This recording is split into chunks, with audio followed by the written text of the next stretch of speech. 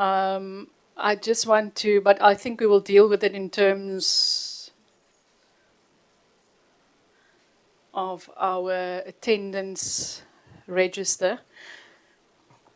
So let me start by welcoming you, honourable members, Honourable Mbiko, Honourable Peterson, Honourable Polwane, Honourable Megan Chauke Adonis, Honourable Tsotetsi, Honourable Shabango.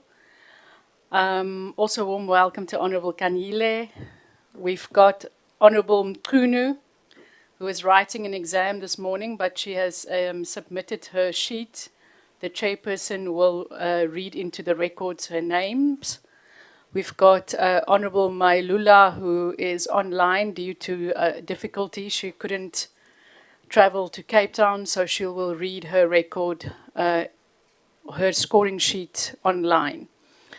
Colleagues, this morning we've got our agenda on the screen. Ms. Silly, can I ask that you please deal with the agenda and our apologies?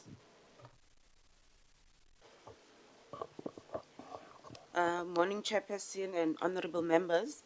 Chairperson, in our agenda for today, we have the opening and welcome, adoption of agenda and apologies, CGE interviews. It will be scoring by members, and then we are going to consider and adopt minutes and reports for of the committee, and then we'll have a break, about a 2-hour break.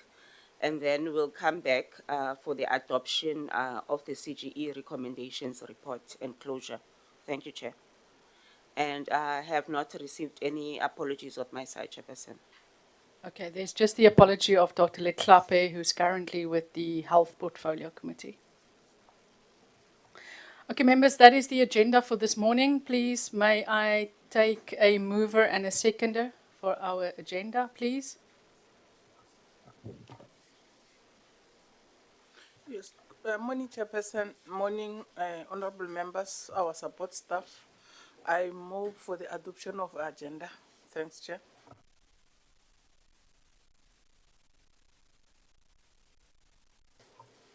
Thank you very much, Chairperson. Good morning to you. Good morning, honorable members. Good morning to the support staff. I second the move to adopt the agenda. Apologies for that. Thank you. Colleagues, then we will start with the scoring. Honourable Chauke Adonis. Please just assist there with the microphone.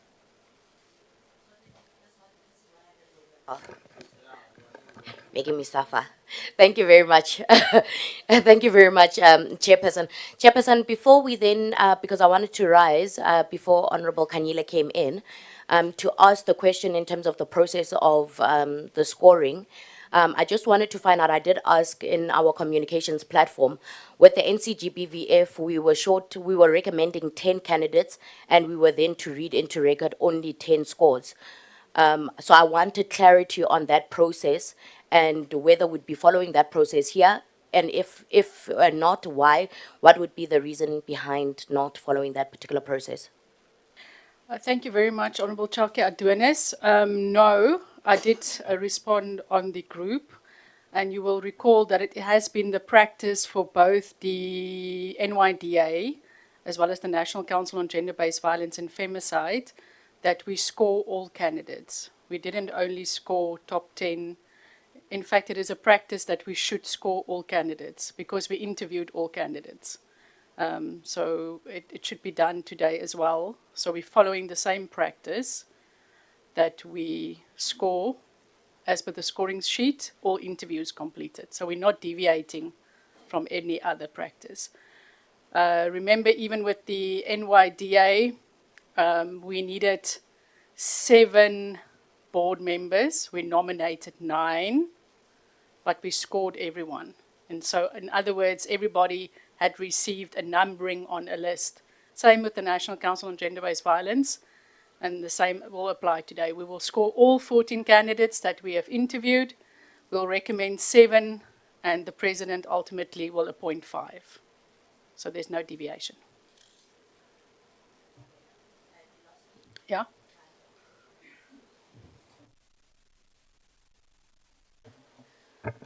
Lastly, Chairperson, if I may ask, as we go into this process of reading out the scoring of candidates, I am aware that there is some correspondence that we have received, and it might affect some of the candidates. Perhaps if you can just indulge us whether that will take the discussion after we are done with the scoring, if in any way it is to do with the candidates that are currently being that have been interviewed or not. Thank you.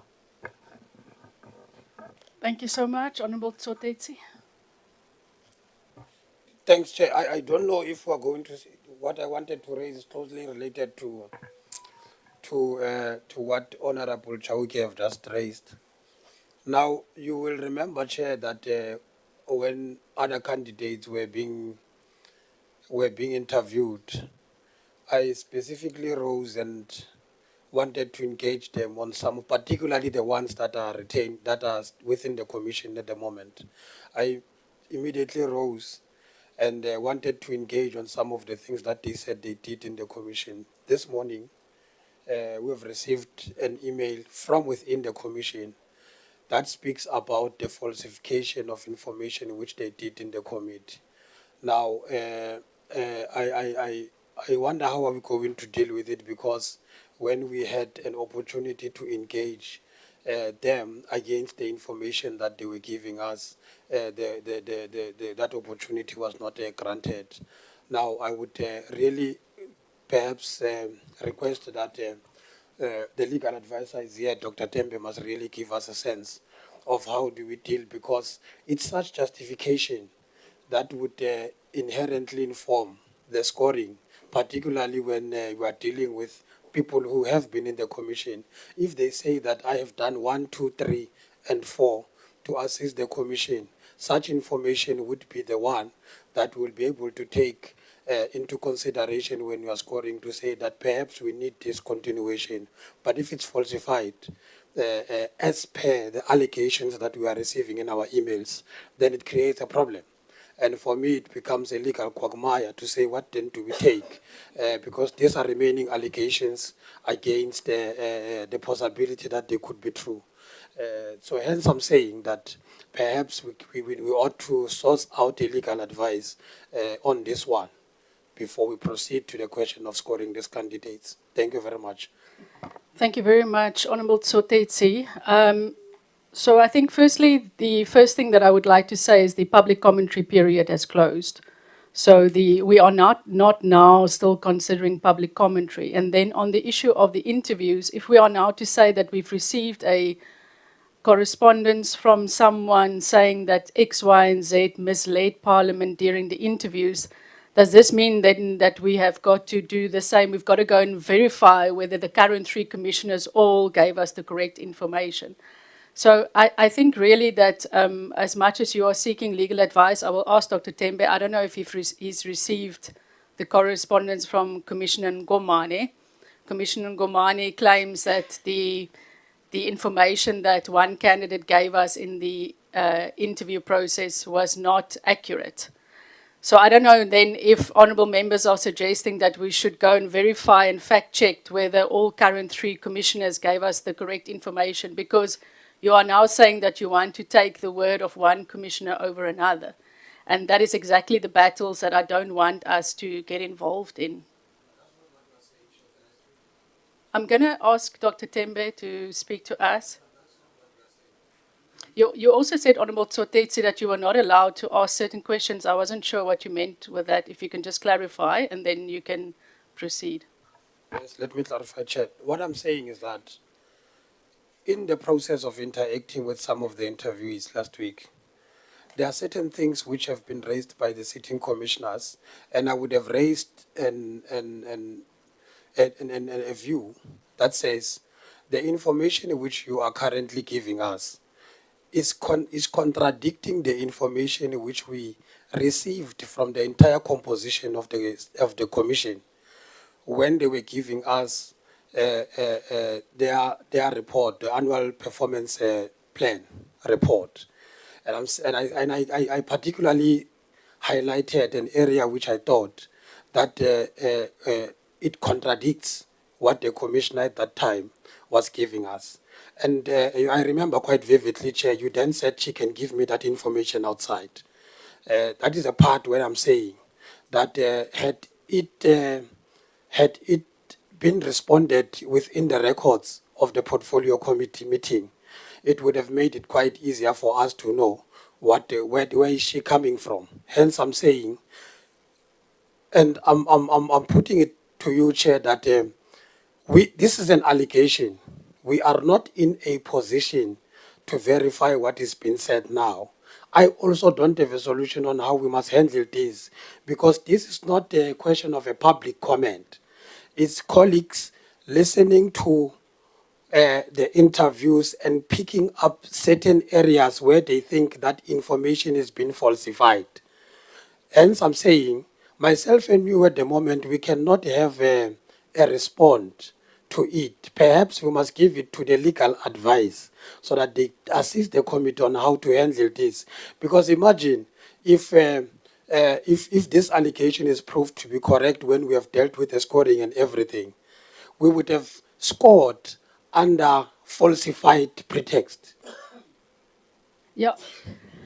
Look, at the end of the day, like I said, then you are going to be taking one word over the other, because we also don't know whether the information that the complainant has sent to us is factual or not. And I hear you saying you also don't have an answer. So we'll ask Dr. Tembe for his input. But secondly, I think what you are saying in terms of the candidate that I said to you that she should give you the information outside, I think what I recall, Honourable Member, was that we were running out of time and she was not answering the question. And then we jokingly said she should give you the information. In fact, you still said to me she should give me the information and I will give it to you. So I don't think I was limiting any engagements during the interview process. And that assertion I don't think is true. I was not, you were free to ask whatever questions you had wanted to ask. So I don't think the assertion to say Chair didn't allow for certain discussions to be ventilated during the interview process is true. I think that is really, it's not a true reflection of what transpired. She was not answering the question, and when she was not answering the question, she was running out of time. And we then jokingly said, as time was now coming to an end, she will answer you outside. And then you still said, she will answer you, Chair, and you will give me the answer. So I don't think it was me shutting anything down. She was running out of time, and in the interest of fairness, if a person is not answering a question, an interview time comes to an end.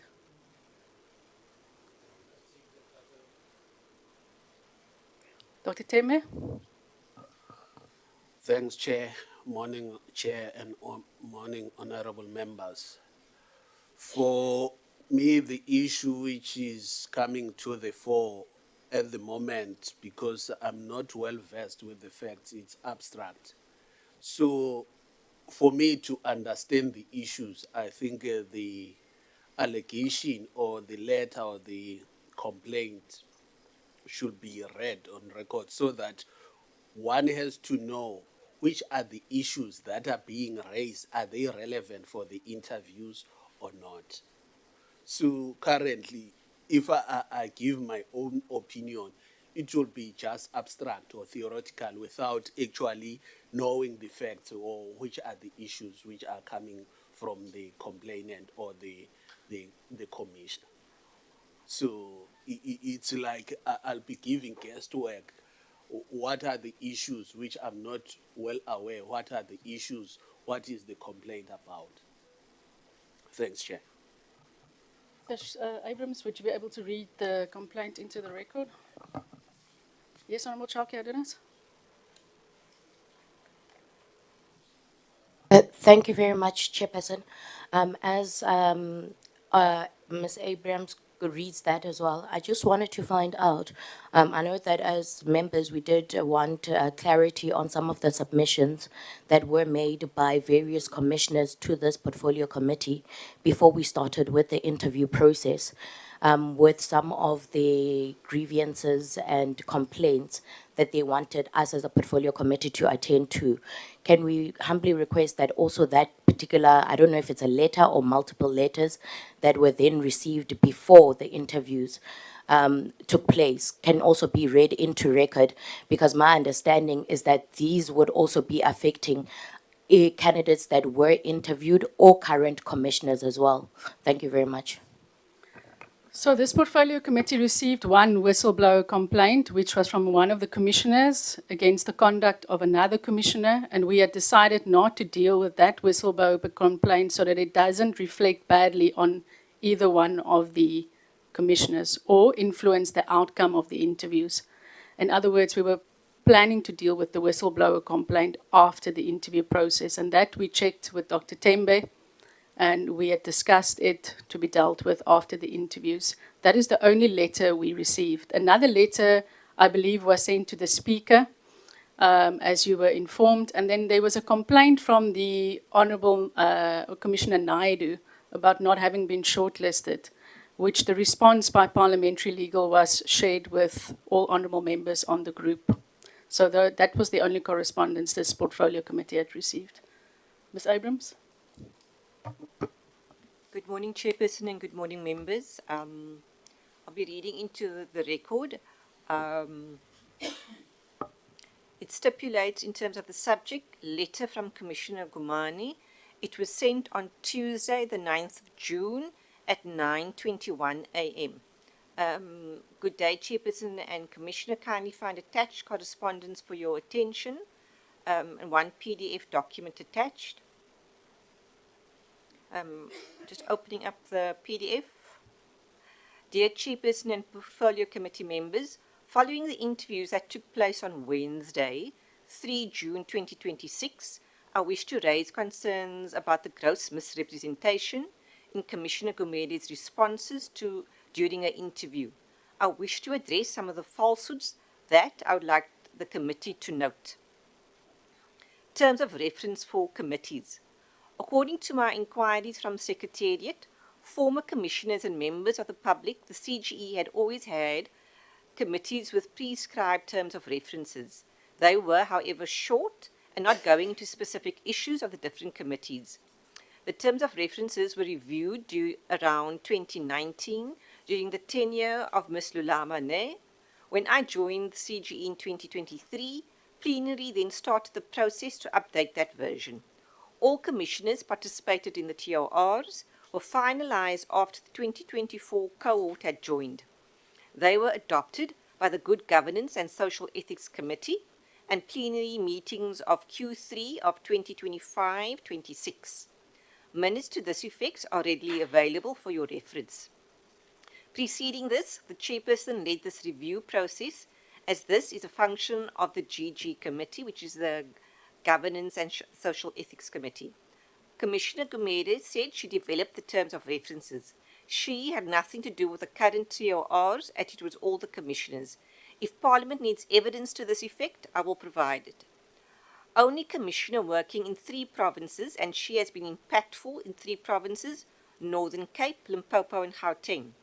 Commissioner Gumede said she is the only commissioner who has had worked in 3 provinces. This is also not correct.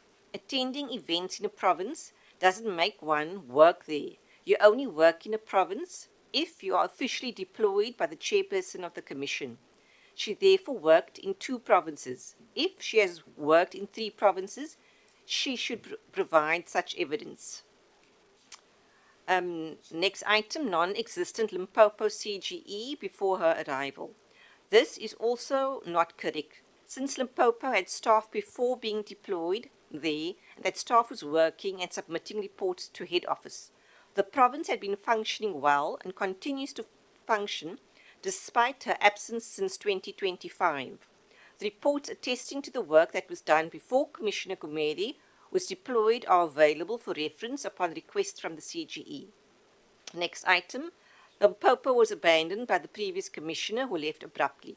The previous commissioner, Busisiwe Day, she did not leave abruptly. Like Commissioner Gumede, she was not visiting a province for prolonged periods. The then chairperson, Tamara Matabula, brought this to the attention of Parliament at the instance of commissioners then. The then Portfolio Committee initiated an investigation, and because of the deteriorated relationship with the committee, she resigned.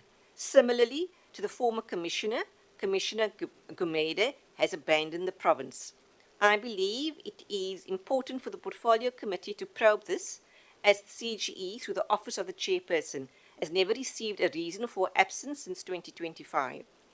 In terms of fundraising initiative, like all commissioners over the years, Commissioner Gumede has also raised the option of raising our own funds, considering the limited funds we get from National Treasury. In one of the plenary meetings in 2025, it was resolved that the committee be set up to work on this issue. The committee is made up of Commissioners Nomvungu, Nematahini, Mohali, and an HOD from the Secretariat to be the go-to person and assist with the collection of data from all departments. Commissioner Gumede is not part of the committee, nor is she the initiator of the strategy. Fundraising and funding committee and plenary resolutions are available, indicating these discussions over the years. Next item, CGE was at the verge of collapsing before she joined. The CGE is a state entity. As a result, the state is obliged to fund the CGE. We agree that the funding allocated since the institution was established in 1996-7 is not enough. However, Commissioner Gumede has not done anything whatsoever to mobilize additional resources for the organization. In fact, in the last 3 years, the chairperson, the CEO, and CFO have been able to raise an additional 5 million from our efforts as the team. It was also plenary who were able to raise 2 million for the legal costs of the Casa Semenya case. Lastly, it is the CEO and the CFO who have negotiated with the Department of Public Works and Infrastructure to give us our allocation so that we can source building offices for ourselves. Thus, the additional 9.6 million in our 2026-27 financial year budget for that purpose. The committee, it's almost done with the strategy and will report to plenary as it always does quarterly. The Portfolio Committee will also be reported to as is requirement. Next item, resolution register is not kept and resolutions have not been implemented since 2023. The organization has a resolution register, which is presented at all committee and plenary meetings. The Portfolio Committee is welcome to ask for it as it is readily available. Next item, she developed M&A, SOP for committee meetings and data analysis tool. This is not true. There is no such tool in the CGE. If there is such, she should provide evidence, since I checked with other commissioners and no one knows of such a tool. Next item, she had to build stakeholder relations from the ground. The CGE has offices in provinces. There is no need for commissioners to be the only people organizing stakeholders, and each commissioner works with his or her stakeholders in their different provinces. This is in line with the strategic objective 3 and 4 for Secretariat and commissioners to work with stakeholders. Yet, Commissioner Gumede is suggesting that there was nothing there until she came. Next item, commissioners collapsing fundraising and resources. Commissioner Gumede alleges that decisions are made unilaterally at the CGE, which is not true. In fact, Commissioners Mvungu and van der Merwe were approached by representatives of the EU to support activities related to sexual and gender-based corruption. This process is underway and is managed by them on behalf of the CGE. Next item, there is no need to do research. CGE may do research, it is not compulsory. Yet, she commissioned it with the university at Limpopo and only fostered these views after plenary, and the university rejected her proposals. This work was not sanctioned by plenary and was outside of the APP as approved by yourselves. Next item, minutes were not done timeously, poorly drafted. No capacitation to staff that were forced to draft minutes. This was a need identified by commissioners, not Commissioner Gumede alone. It had apparently been an issue in the organization for some. In fact, plenary assigned former Commissioner Matupi to work with the admin team to improve the quality of the minutes.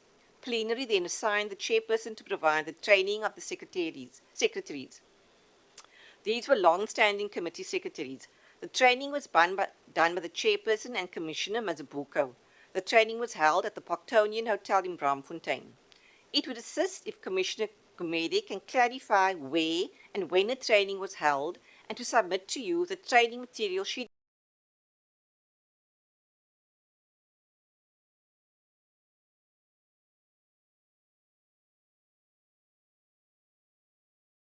developed and used. I'm ready to submit the one developed by the organization. Introduce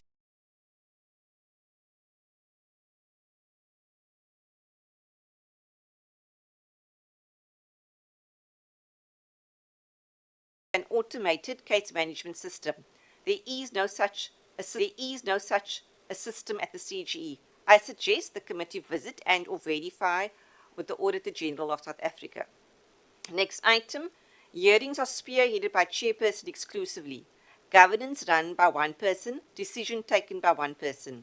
Hearings are led by the chairperson.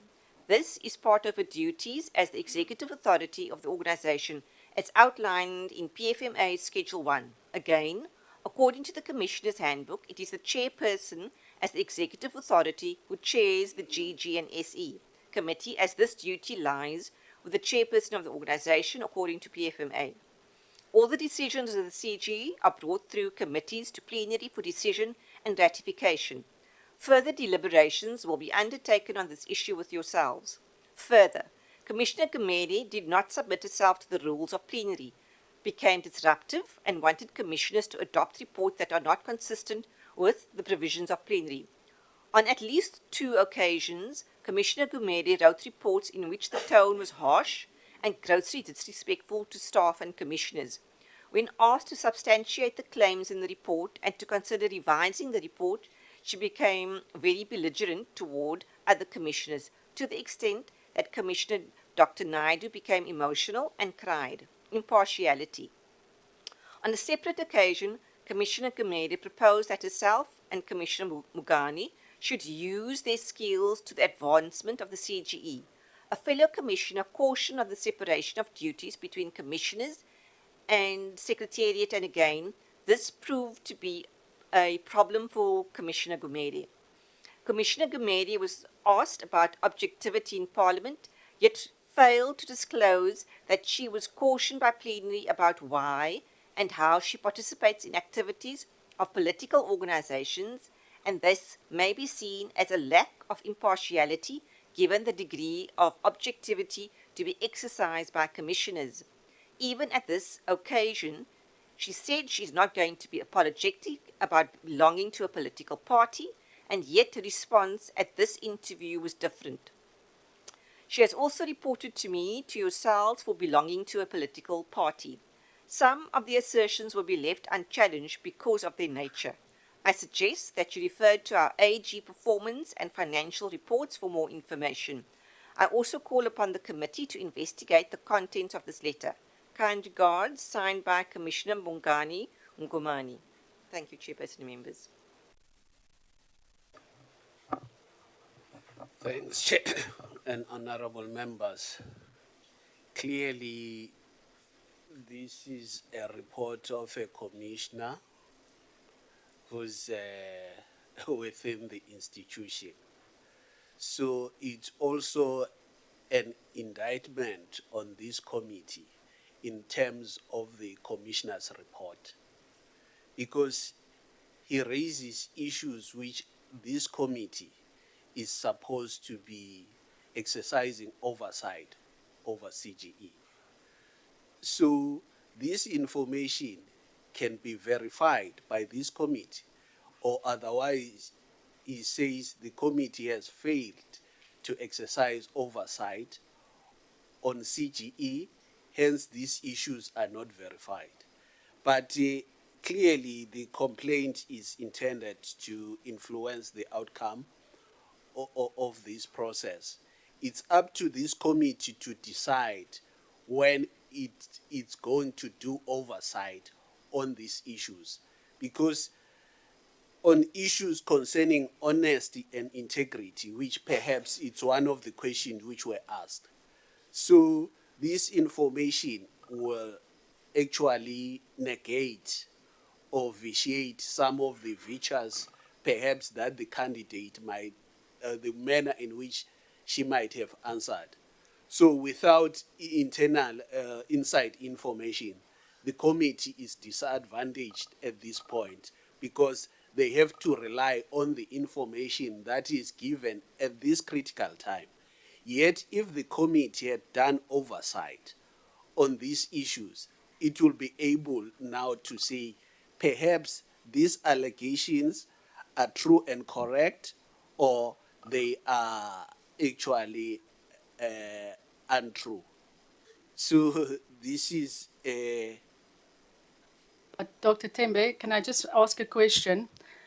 In our last meeting, in preparation for our interviews, we did interact with commissioner reports, and the various commissioners spoke. Nobody at that stage interjected to say any commissioner is misleading the committee in terms of their reports, in terms of the works that they're doing in their provinces. And Commissioner Ngomani was not part of that meeting.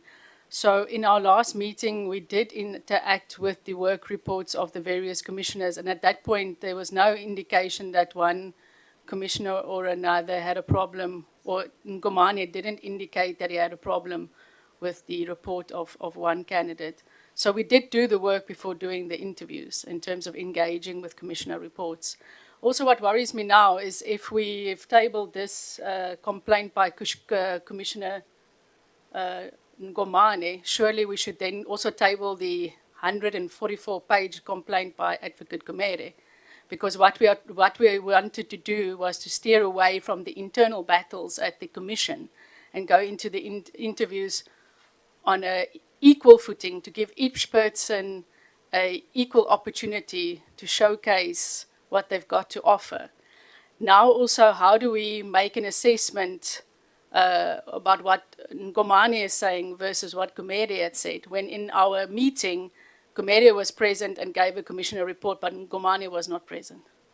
He had other items to attend to. So just your reflection on that. I'm going to speak, Doctor, do you want to think? Okay, Angel's hand was up. Honorable Kanyile. Thank you, Honorable Chair, and thank you, Honorable Tembe, for your comment. Chair,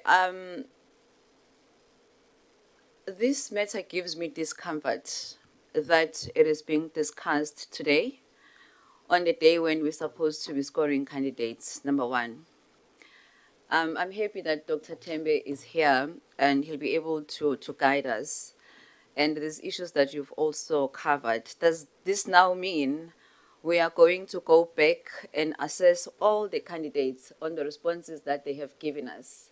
Because I think if we are going to make a decision on one candidate, it must be applicable to all other candidates, number one. Number two, I'm very worried about the timing, that on the morning at 9:20 today, when we are about to score, we are getting a complaint about one of the candidates. And my view is that this letter was sent to us simply because it is meant to discredit her. And the Commissioner Ngomane, I believe, is the one that signed the letter, who sent this letter to us, had ample time from the 3rd of June to the 9th of June to send us a letter that has evidence. And he is now saying in the letter, if we need evidence, we must write to him, he will provide evidence. But he knew what he was doing. Immediately when he wrote this letter, this complaint, he was supposed to attach all the evidence. Maybe have to look at that. I don't know how we are going to move forward, Chair, but my suggestion, as you have indicated that you are also sitting with the 114 pages that we did not look at because we didn't want that to interfere with this process, will be that we proceed in the manner that we had initially planned, but at the guidance of Dr. Tembe, of course. Thank you. You want to respond now and then take the last two responses? Tembe? Okay, you want to take all the questions. Megan? Thank you very much, Chairperson.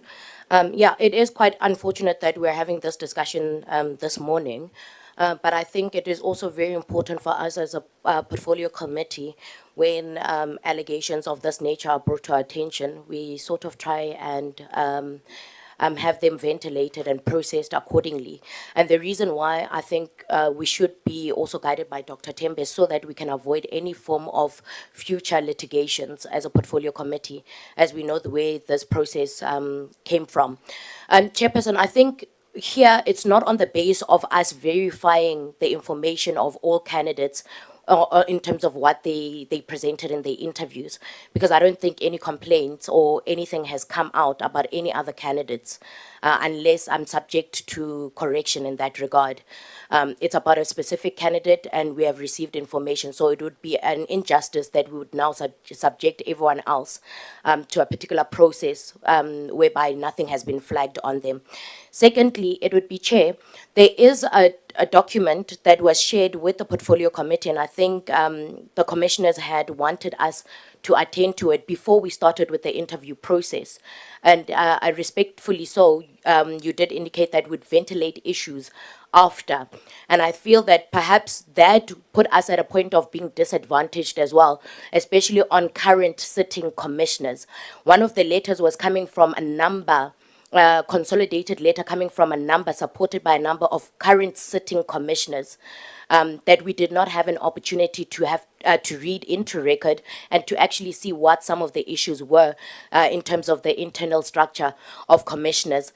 Number two, you indicated that we received a letter from Commissioner Gumete, which we have not had sight of and had not had an opportunity to thoroughly ventilate. So we do not know whether those letters are they any allegations or anything that would require for us to look into in accordance to, you know, commissioners or candidates that are being interviewed. And I think that then becomes a disservice if we actually start to engage on these complaints or these issues that have been brought to the portfolio committee after we are done with our recommendation, especially if it affects those candidates that we are interviewing and are now about to proceed with recommending them.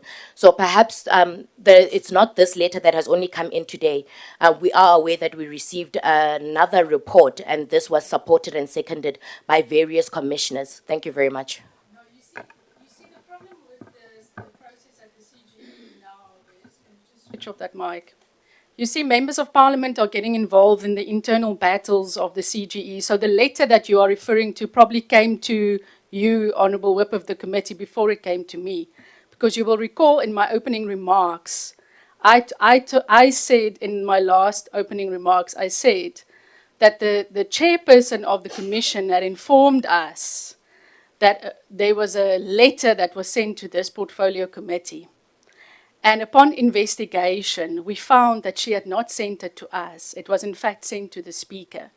And when I addressed it with her on my WhatsApp, she said, sorry, Chair, in fact, yes, we never sent the letter to your office. So there's also been a practice of late where any internal battles between the commissioners are escalated to the speaker's office. And what had transpired is that meeting with the CGE was just before we were about to start the interview. So we had never had sight of the letter that was the complaint from all commissioners. And when I addressed it with her, she said, sorry, Chair, there was a misunderstanding and went straight to the speaker's office. Secondly, on the issue of the whistleblower letter, the 100 and, Dr. Tembe, how many pages? I can't even remember. It's 88. 88 pages. That whistleblower complaint, I had checked with the institution supporting democracy, and it was important for us. We are going to deal with all the whistleblower complaints because it's not only the letter from Advocate Kumede that came. There are other complaints against the chairperson as well from staff. So what I wanted to avoid was a situation where we are now referees. We are now trying to adjudicate between a person working for the CGE that feels the chairperson is unfair against them. Advocate Kumero, who's feels that the chairperson is unfair. So I wanted us to go into the interview process not having been clouded by what seems to be an internal battles within the CGE. And I checked, and we had felt that we will hear the whistleblower complaint after the interviews. We also never received the letter that was sent directly to the speaker. She had admitted in a WhatsApp that it was sent directly to the speaker. So now we're in an unfortunate situation where these matters now seems to want to, it seems to me, as Honorable Kanyile had said, that this letter was sent to us at the very last moment to influence the scoring of one candidate. Because if we are to read the whistleblower complaint now, it might also affect the scoring of another candidate. And that is really what I wanted to avoid. I wanted all of us to be able to see the interviews, interact with the candidate, and make an objective assessment ourselves, because that is our responsibility, to run a fair, open, and credible process. But I think honourable members have heard the letter, so it will affect your scoring or not. It is your responsibility as members when you go into the scoring process that you either factor in the Ngomani letter or not. I'm not quite sure whether it's now fair, because then we should have read all the other whistleblower letters as well, Dr. Tembe.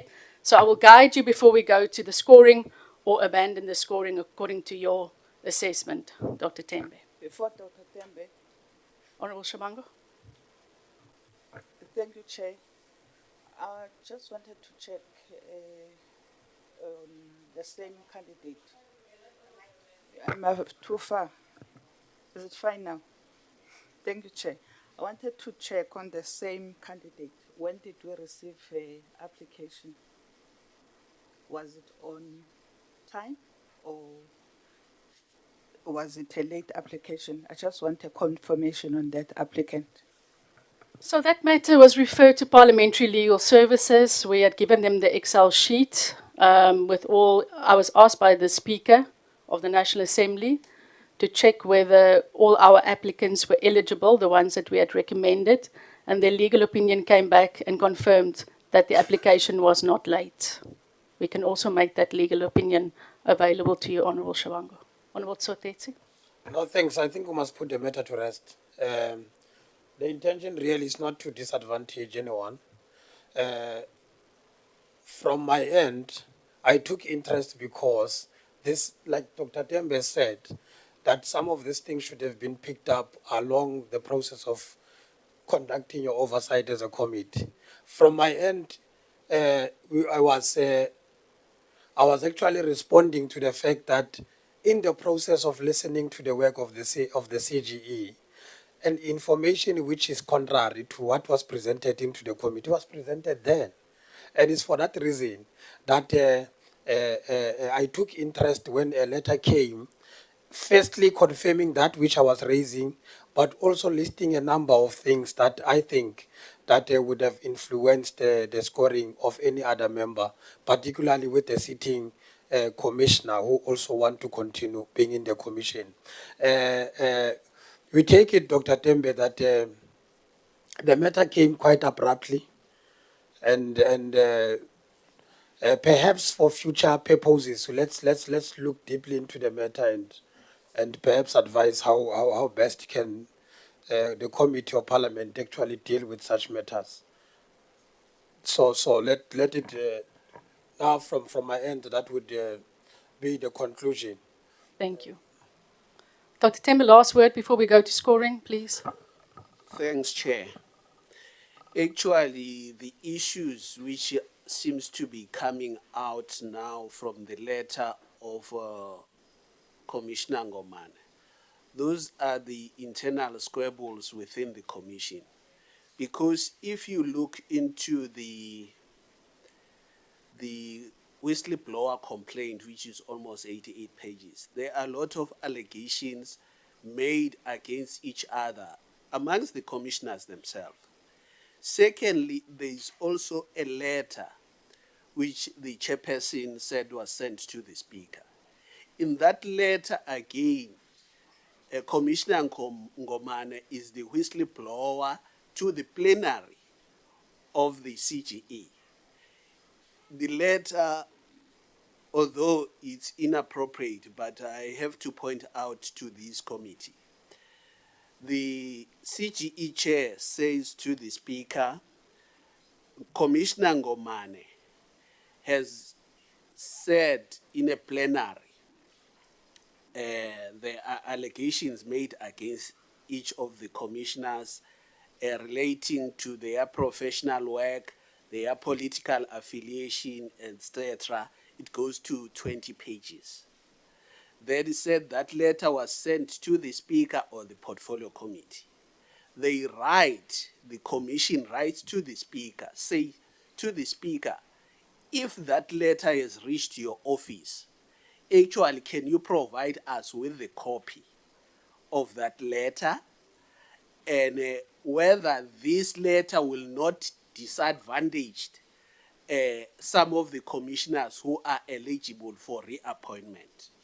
So in that spirit, hence this matter was not tackled before, because we wanted the committee to actually access the candidates or the commissioners objectively without being influenced by these side issues which are coming from the whistleblower complaint and the letter sent by CGE to the speaker. So now, at the last moment, at the 11th hour, because I need for the committee to take cognizance of this fact, even on the issue of the deputy commissioner not being shortlisted. Commissioner Ngomane is a complainant there. He also, which also links to, it goes even to Corruption Watch, which stirred this process, hence it went to the Constitutional Court. So he complained about that. In the public comments, there are several comments coming from Commissioner Ngomane complaining about the deputy not being shortlisted. Now on this one, which is, I think, the fourth one in my counting, on this day when the committee is supposed to be actually making the recommendation, he makes another complaint. So for me, the advice to this committee is that although these are factors to be considered by the committee in terms of its oversight, but the committee should proceed the way in which it was supposed, that it can then exercise its oversight, verify this information actually, and make its own judgment. Because if now this puts a halt to this process, then what about the Constitutional Court injunction? So somehow, to the questions which were asked, which looks into the integrity, the honest, it's for these committee members to make their own judgment without being influenced by side issues, looking at how the candidate performed during the interviews. Because there is also this misconception that actually, like, public participation is the ultimate virtue in terms of assessing the candidate. Public participation is part of the process, the interviews are part of the process. So consider each individually, then make your own assessment and your scoring to the candidate without actually prejudicing one candidate over the other. So those are the issues which, after this process, the committee should intensely and intentionally engage on all the issues which are raised by the whistleblower, coming from the letter of the CG chair to the speaker, and other issues coming out of the commission. Thanks, Chair. Thank you very much, Dr. Tembe. Colleagues, I want us then to move to the process now. You have listened carefully. You will make your own judgments in terms of your scoring. You have participated in the interviews. You gave each person a fair opportunity to state their case as to why they should be considered or not be considered. I'm going to move by calling Honourable Mailola to read into the record her scores. Honourable Mailola.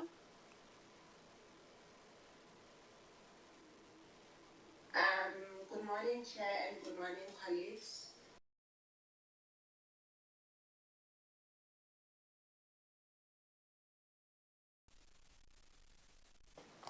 Oh, wait, Honourable my Lola, can you read from A to N?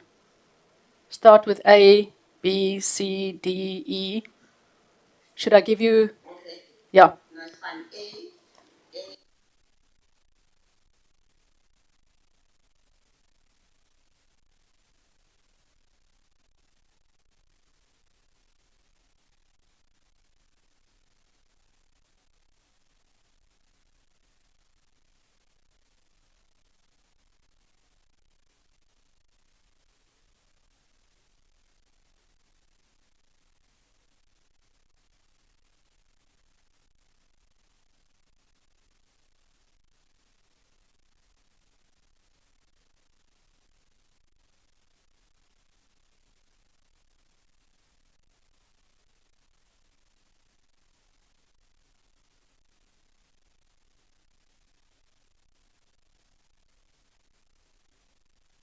No problem.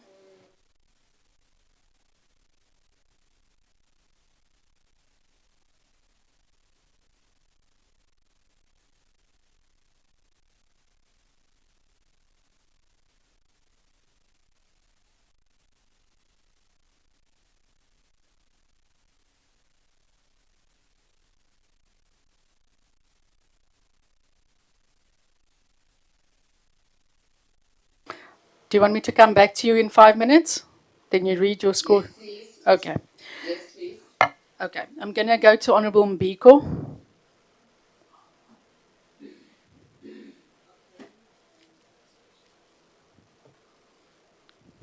Thank you very much, Chair. My scores are as follows: A 92, B 95, C 81, D 94, E 51, F 49, G 43,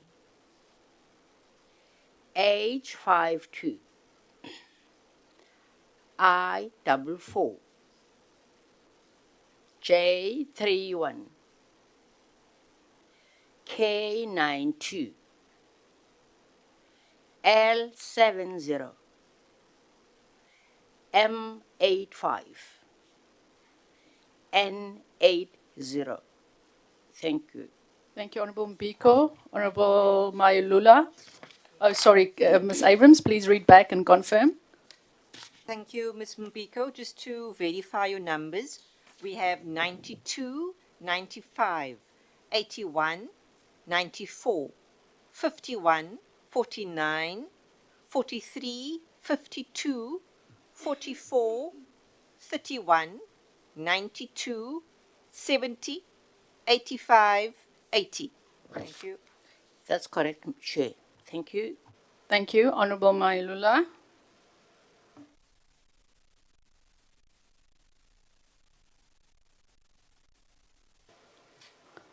Honourable Mayulula, you can you. Give me another few minutes. Okay, giving you another few minutes. Honourable Tsotetsi, you're up. Okay. Honourable Shawango, are you ready? I'm organizing my numbers. Thank you. You're organising your numbers. I was to start from A to M. Then I'll read into the record Honourable Mkunu's numbers. When I'm done here, Honourable Mayulula, I'll come back to you. Okay, Honourable Mkunu's numbers: candidate A, 90, candidate B, 80, candidate C, 90, candidate D, 90, candidate E, 40, candidate F, 80, candidate G, 40, candidate H, 40, candidate I, 50, candidate J, 50, candidate K, 90, candidate L, 90, Candidate M, 90. Candidate N, 80. Thank you, Chairperson. Just to verify Ms. Mkono's scoring, 90, 80, 90, 90, 40, 80, 40, 40, 50, 50, 90, 90, 90, 80. Thank you very much. Honorable Mayalula.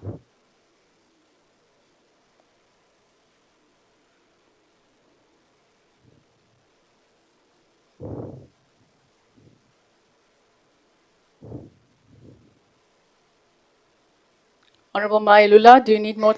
Thank you. Please proceed. No, I think I'm fine. I think I'm fine. Let me check. Just start with A again. All right. Okay, let me start with A 17, B 65, C 17, D 18, E 16, F 68, G 10, H 10, I 10, J 10, K 99, L 50, M 110.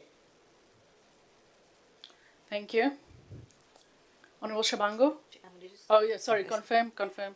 Thank you, Ms. Mailola. Just to make double sure we've captured correctly, we have 70, 65, 70, 80, 60, 68, 10, 10, 10, 10, 99, 50, 110. Thank you. Please confirm. Thank you. Honorable Shabangu. Thank you, Chair. A, we ready? A 66, B 78, C 75, D 50, E 94, F 66, G 39, H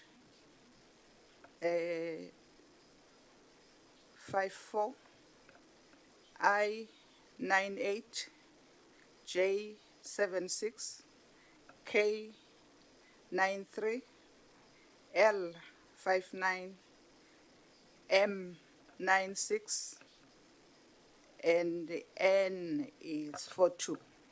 Thank you. Thank you very much. Honorable Polwani. Oh, sorry, I keep on forgetting. Please read back, Ms. Abrams. Thank you, Ms. Shabangu. Just to make sure we've captured correctly, we have 66, 78, 75, 50, 94, 66, 39, 54, 98, 76, 93, 59, 96, 42. Thank you. Thank you, Honorable Shabangu. Honorable Polwani. Thank you, Chair. A 82, B 80, C 83, D 65, E 98, F 50, G 38, H 49, I 99, J 44, K 97, L 33, M 98, N 40. Thank you. Thank you, Ms. Pulwani. Just to double check, we have 82, 80, 83, 65, 98. So it's 82, 80, 83 or 63.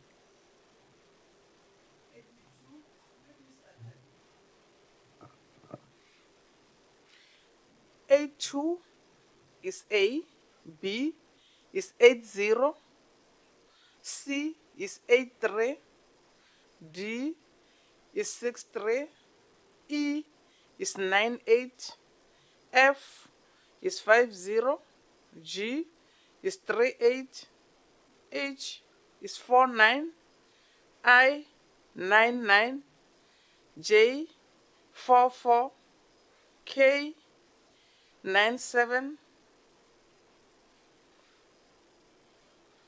L 33, M 98, N 40. Thank you. I'll double check again. We have 82, 80, 83, 63, 98, 50, 38, 49, 99, 44, 97, 33, 98, 40. Correct? Honorable Peterson? Thank you, Chair. A, 90. B, 88. C, 70. D, 69. E, 58. F, 47. G, 40. H, 60. I, 38. J, 41. K, 41. L, 96. M, 88. Hold on, Chair. I think I missed someone. Can you come back to me? Honorable Tsoteti?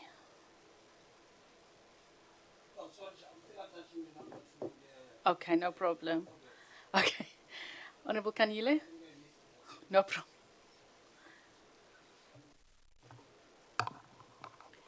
Thank you very much, Chairperson. A, 92. B, 98. C, 81. D, 98. E, 51. F, 49. G, 43. H, 52. I, 44. J, 31. K, 92. L, 70. M, 85. N, 80. Thank you. Thank you very much. Honorable Chauke Adonis? Okay. Oh, Ms. Abrams, please verify. Thank you, Ms. Hanile. We're just verifying the order of your and the number, your scoring. 92, 98, 81, 98, 51, 49, 43, 52, 44, 31, 92, 70, 85, 80. Correct, Chair. Thank you. Thank you very much, Honorable Kanyile. Are you ready, Honorable Peterson? No, Chair. Okay. Can I check who's ready next?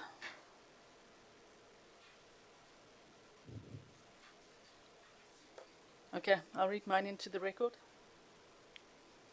A, 93. B, 95. C, 90. D, 94. E, 40. F, 60. G, 30. H, 40. I, 40. J, 30. K, 95. L, 85. M, 95. N, 60.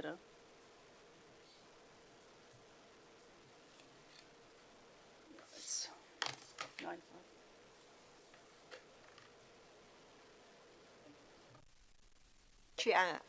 Just to double check, you can indicate where I may have incorrectly taken your score down. I have 93, 95, 90, 94, 40, 60, 30, 40, 40, 30, 85, 95, 95, 60. is 95. L is 85.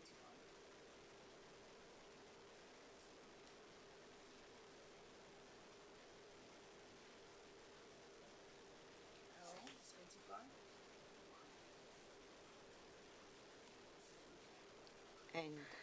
And K is 95. Can I now move to Honourable Tsotetsi? Thank you very much, Chair.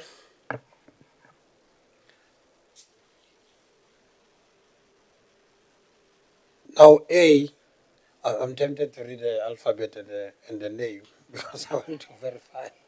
No, you know, the problem, Chair, is that we had left these documents and we were using them to score. Now we have to correlate the information now. A is 81,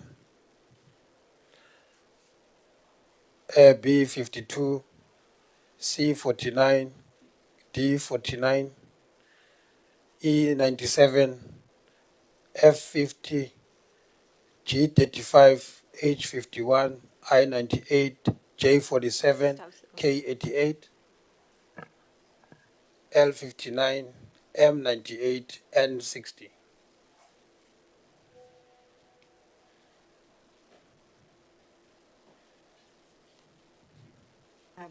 Honourable Toteti, I missed one, but I'll read what I've got into record and you can correct me. We have missed, we have 81, 52, 49, 49, 97, 50, 35, 51, 98, 88, and then I missed the next score after 88. Can I read them again? Yeah, thank you. It's 81A, 52B, 49C, 49D, 97E, 50F, 35G, 51H, 98I, 47J, 88K, 59L, 98M, and 60N. Okay, I'll just do it one more time so we're 100% Okay. sure we've captured. 81, 52, 49, 49, 97, 50, 35, 51, 98, 47, 38, 59, 98, 60.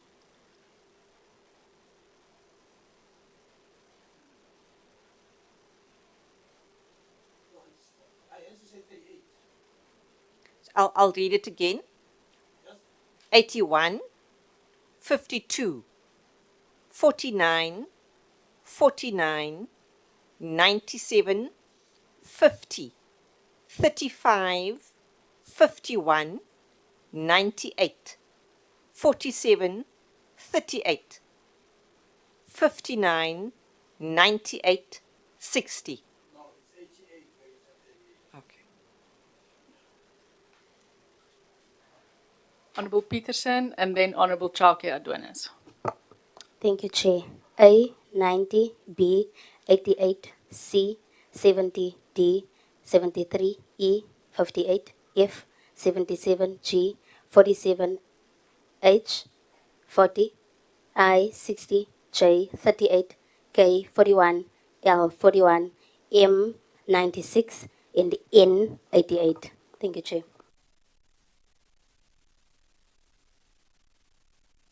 was a bit too fast for Ms. Abrams. You'll have to just read one more time and then she'll repeat them. A 90, B 88, C 70, D 73, E 58, F 77, G 47, H 40, I 60, J 38, K 41, L 41, M 96, and N 88. Thank you, Ms. Peterson. Just to verify, we've captured 90, 88, 70, 73, 58, 77, 47, 40, 60, 38, 41, 41, 96, and 88. That's correct, Chair. Thank you, Honorable Chake Adonis. You are the sweeper.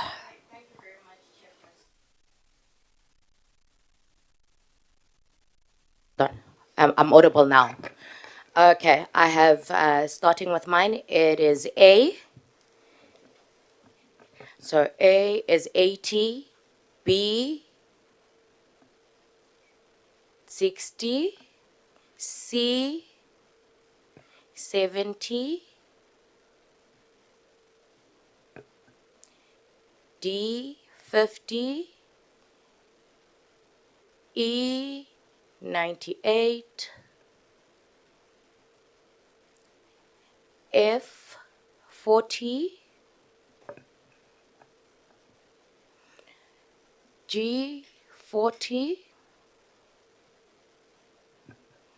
H 51, I 99, J 51, K 70, L 36,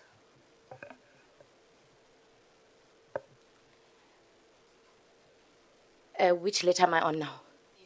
N. M, sorry.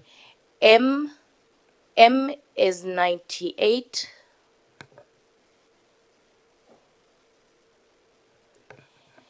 N is 95. N is, oh, so, apologies. N would be 59, sorry. Ms. Chake, you just indicated N was 95. Can we just, Is that the last one? the last one? That would be 59. Sorry, the numbers, I wrote them back to front. Okay, no problem. Just to verify the scoring you've given, Scoring, yes. 80, 80, 60, 60, 98, 98, 50, 50. 98. Hold on, go back. I'll Let me start just again. check. 80, 60, C was 70. C was 70. Yes. So I'll start again. 80, 80, 60, 60, 70, 70, 50, 50, 98, 98, 40, 40, 40, 40, 51, 51, 99, 99, 51, 51, 70, 70, 36, 36, 98, 98, 59. 59. Was that correct, Ms. Chake? Yes. Thank you.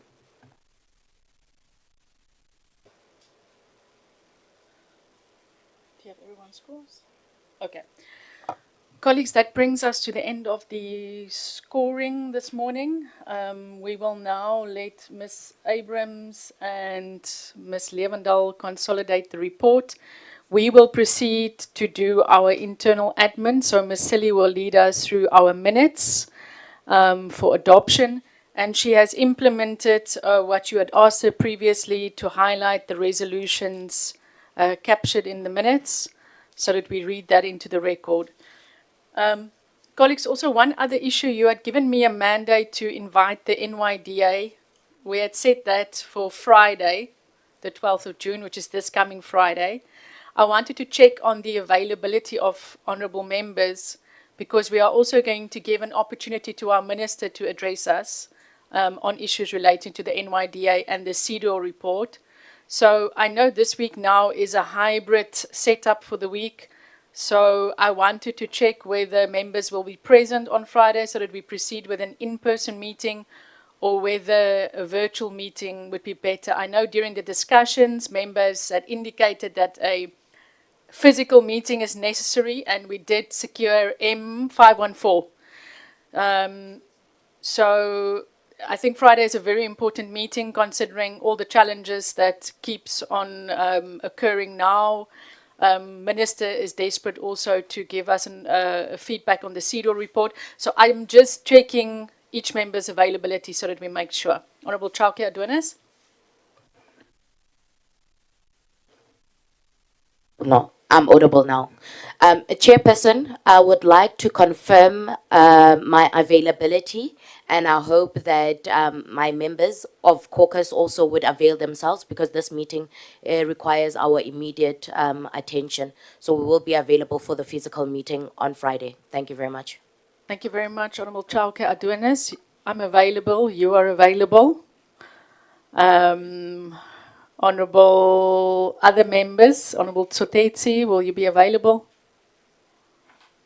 I'm part of the study group from the WIP. That's what the WIP have spoken. Thank you, thank you. So, Whip, you can't do that. Jasmine Peterson, you are the youngest, you must be present. I'll be present, Chair. Youth Caucus. Excuse me, Chair, I won't be available. It's 3-line whip by election attendance in my province. They said 3-line whip.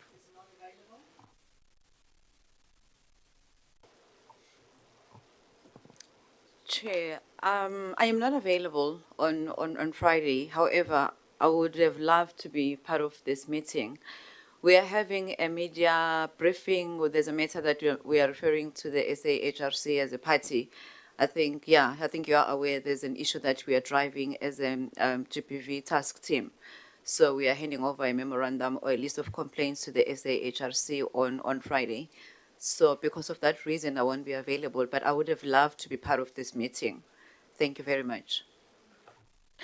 Okay, let's keep on talking to one another because at the end of the day, I would want all of us to have our bite on Friday because this is now becoming an issue which is, for me, a great cause of concern and it's giving me sleepless nights. So if you do want to contribute to the meeting, we can always make available a hybrid link. But it is mandatory that we are all present because the minister will be in attendance. I'm sure the deputy minister will be in attendance.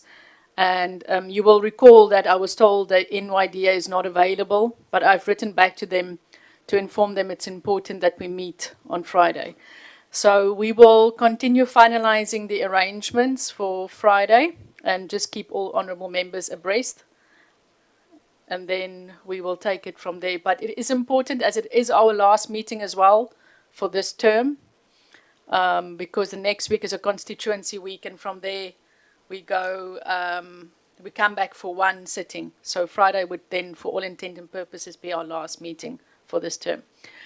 Then let's move to our outstanding minutes and reports. Yes? I know what you're going to ask. I'm going to report on it. Don't worry. I'm reading your mind already. Mind, Chair. Okay, let me not perhaps raise on what you've read my mind on.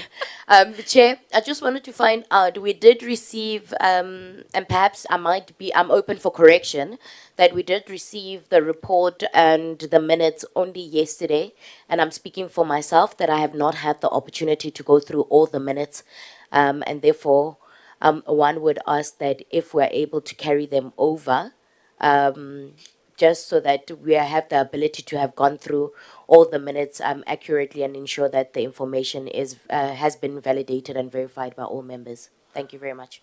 Okay. We can, colleagues, but that would mean then that at some point we would have to convene an early meeting, maybe like a 8 to 9 or a 9 to 10, just to adopt all the minutes on Zoom. Would you be happy with that? Yes. Okay. All right, that proposal is accepted. We'll have then a special application for a meeting just to dispense of all our minutes and reports.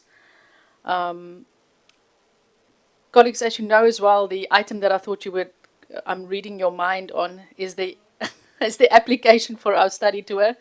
As you know, we have been seeking guidance from the House Chairperson's office. It is advised that we utilize the last week of the July recess going into the first week of August. because you know you'll be seized with voter registration activities soon enough. So once that application has reached, so it means also we've got to secure new quotes for the flights. You'll have to tell Johnny where you would want to fly from, and we would then finalize this application and see if the House Chair approves. If he doesn't approve, we will retry for next year. But we are still going to try according to the guidance that we have been given at the end of July. So we will give you that feedback once we hear from the House Chair's office. Okay, then we will break. Till what time would you need, Ms. Abrams? Oh, they're no longer in the house. Johnny, just check. What time do we reconvene?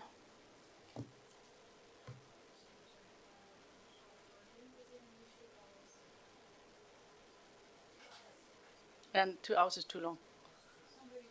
Yeah, it was Miss Silly.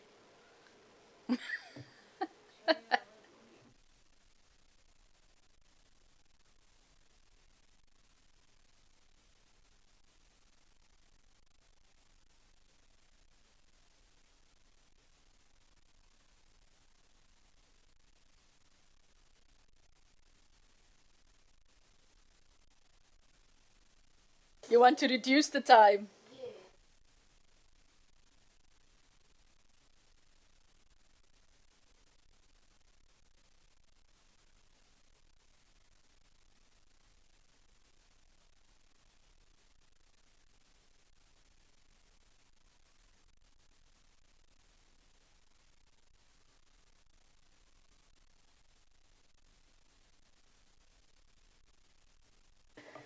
Sorry, ma'am, you can cut us. It's now an internal session. Thank you. Chair, she's indicated that they're just busy tallying up the scores quickly, but she will message me shortly. Okay, but we need an indication if, because it's now 11:30. So if we say an hour and a half, that takes us to 1. Yeah, Yes. 12. Let's come back at 12:30, colleagues. Thank you. You've got an hour's break.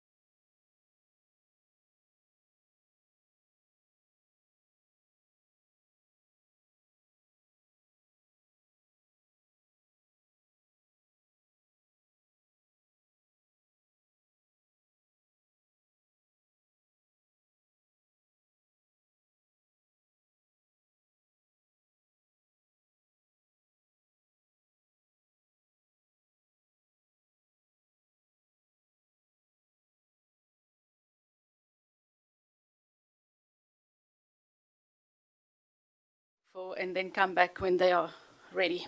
Over to you, Honourable Chauke Adonis. Thank you very much, Chairperson, and once again, apologies. While I was trying to reconfigure my order on my phone, I typed one of the numbers incorrectly. For candidate K, I had indicated 70, and it was supposed to be 90. Thank you very much.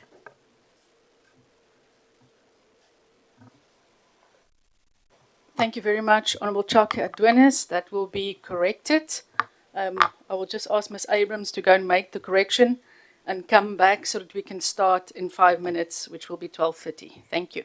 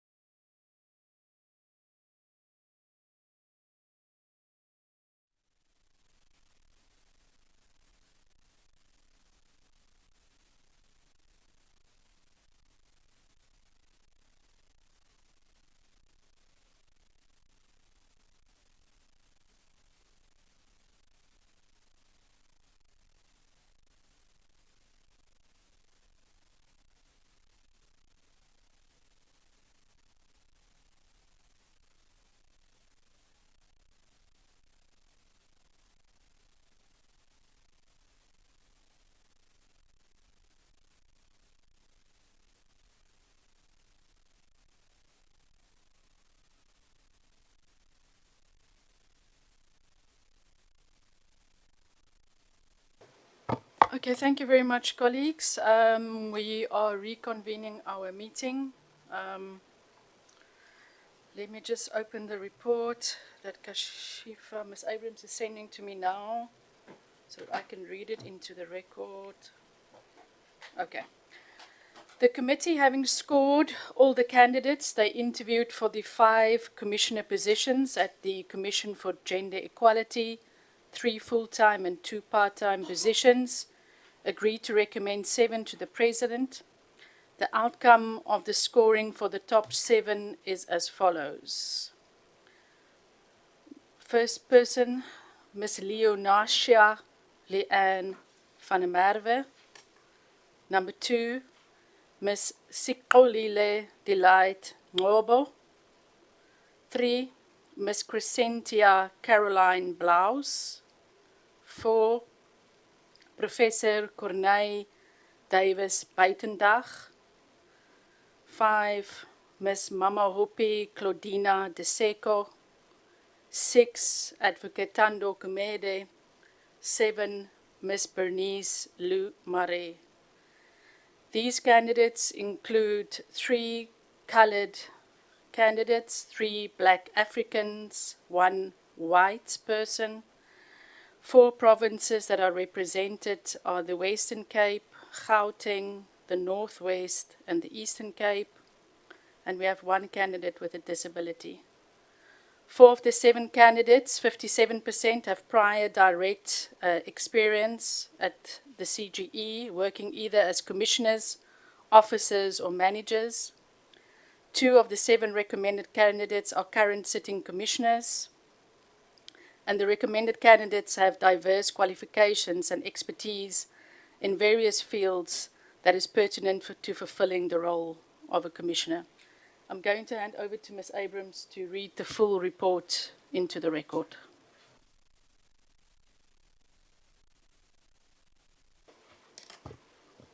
Thank you, Chairperson, and good afternoon, members. This is the draft. Once adopted, it will be the report of the Portfolio Committee on Women, Youth and Persons with Disabilities to identify suitable candidates for the filling of vacancies in the Commission for Gender Equality, dated 9 June 2026. The Portfolio Committee on Women, Youth and Persons with Disabilities, herein referred after as the committee, acting under a constitutional court injunction and in fulfilling its constitutional mandate, identified and recommended suitable candidates for the filling of vacancies of commissioners in the Commission for Gender Equality, as per the Commission for Gender Equality Act number 39 of 1996, reports as follows. In terms of the introduction, 1.1, we outline on the 31st of July 2025 the Constitutional Court judgment in Corruption Watch, NPC versus Speaker of the National Assembly and others, 2025 ZAAC 15 held that Parliament failed to comply with its constitutional obligations to facilitate reasonable public involvement in recommending persons to be appointed as members of the CGE. The appointment of the 5th to the 9th respondents as commissioners to the CGE with effect from 1 March 2023 is invalid, and the declaration of invalidity in paragraph B above is suspended for a period of 12 months from the date of the order to enable the Speaker to conduct an appointment process and the President to make appointments in a manner that is consistent with the Constitution. 1.2 outlines Section 187 of the Constitution, and in terms of the Republic of South Africa Act number 108 of 1996, and intentions the establishment of the CGE. As a Chapter 9 institution established with a view to strengthen constitutional democracy, with a focus on the attainment of gender equality in all spheres of life. Then goes on to outline Section 1871 in that regard. Furthermore, in terms of Section 1872, grants the Commission the power as regulated by national legislation necessary to perform its functions, including the power to monitor, investigate, research, educate, lobby, advise, and report on issues concerning gender equality. 1.4, in addition to the constitutional mandate assigned to the Commission, it is assigned further powers and duties and functions through its founding legislation, which is encapsulated in Section 11 of the Commission for Gender Equality Act number 39 of 96. In terms of 1.5, Section 3 of the Act provides the Commission shall consist of a chairperson and no fewer than 7 and no more than 11 members who shall have record of commitment to the promotion of gender equality, and B, be persons with applicable knowledge or experience with regard to matter connected to the objects of the Commission. 1.6, in terms of Section 3.2, provides that the President shall, when it becomes necessary, appoint as a member of the Commission a person nominated by a committee in the National Assembly, proportionally composed of members of all parties represented in the Assembly. B, approved by the National Assembly by a resolution adopted with a supporting vote of a majority of the members of the National Assembly, and C, on the recommendations of the Assembly. In terms of 1.7, according to the Act, commissioners can serve up to 2 terms and are appointed by the President on the recommendation of Parliament. To this end, in terms of Section 3.7, provides that any person whose term of office as a member of the Commission has expired may be reappointed for 1 additional term. In terms of 1.8, in compliance with provisions of Section 193 of the Constitution and the Constitutional Court judgment mentioned above, the Portfolio Committee resolved to identify suitable candidates for the filling of vacancies in the CG on 21 October 2025. 1.9, the committee executed its duties in terms of the rules of the National Assembly. Number 2 outlines the committee's process and procedure. The committee was composed of 11 members as follows: from the Inkatha Freedom Party, Chairperson van der Merwe; from the African National Congress, Ms. Chauke Adonis, Ms. Shabangu, Ms. Polwani, and Ms. Tsotetsi. In terms of the Democratic Alliance, Ms. Khanili and Ms. Biko; from the Patriotic Alliance, Ms. Peterson; Economic Freedom Fighters, Mailola; and Mkhonto Sizwe Party, Ms. Mkunu and Ms. Khadebe. In terms of committee meetings held, the chairperson, Ms. van der Merwe, informed the committee in a meeting on 4 September that the committee was requested by the Office of the Speaker of the National Assembly to initiate the process of filling of vacancies in the Commission for Gender Equality, following the Constitutional Court judgment of 1 August 2025. To this end, the committee was requested to fill 5 vacancies with the Constitutional Court deadline of 31 July 2026. The committee met on 21 October 2025 and was briefed by the Constitutional and Legal Services Office regarding the judgment in Corruption Watch versus Speaker and Dr. Tembe from the Office on Institutions Supporting Democracy. The committee formulated and adopted a committee program, the advertisement, and the Google Form online application form on 21 October 2025. The committee met, considered a shortlisting criteria for these 5 vacancies. The shortlisting criteria was adopted by the committee on 10 April 2026. The committee met for shortlisting on 10th April 2026. The committee received information about the number of applicants and/or nominations, 111 in total. The committee unanimously agreed on the 14 candidates shortlisted to be interviewed.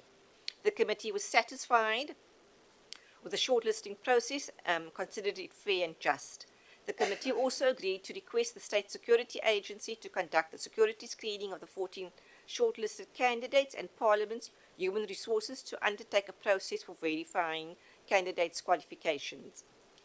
A shortlist of candidates and redacted CVs was published on Parliament's website between 13 April 2026 and 26 May 2026 midnight, which equates to 30 working days. This was in keeping with parliamentary processes and procedures, in addition to legal advice received from the Office of the Institute Supporting Democracy regarding compliance with the Protection of Personal Information Act. The committee note the court judgment that emphasized the need for extended and sufficient public participation period. The committee met on the 3rd, 4th and 5th of June to conduct interviews for the shortlisted candidates. On the 9th of June 2026, the committee deliberated on the outcome of the interviews and made decision about the 7 preferred names to recommend to the President for appointment in order of their rankings. The extended list is made as a contingent plan should any of the shortlisted candidates decline the offer or an unfortunate incident occur. Since the upcoming vacancies involve the chairperson and deputy chairperson, the committee notes the importance of these positions being filled to ensure stability and leadership for the CGE. The CGE Act provides that the commissioners may elect the deputy chair amongst themselves. The committee also adopted the committee report on 9th June 2026 in order to report to the National Assembly. Number 4 outlines the legal framework and process. The committee's process was, as noted earlier, guided by the Constitution, the Commission for Gender Equality Act, and amended the rules of the National Assembly. The legal advisor from OISD outlined the legal framework and process to the committee on 10 April 2026. The committee adopted the shortlisted criteria presented.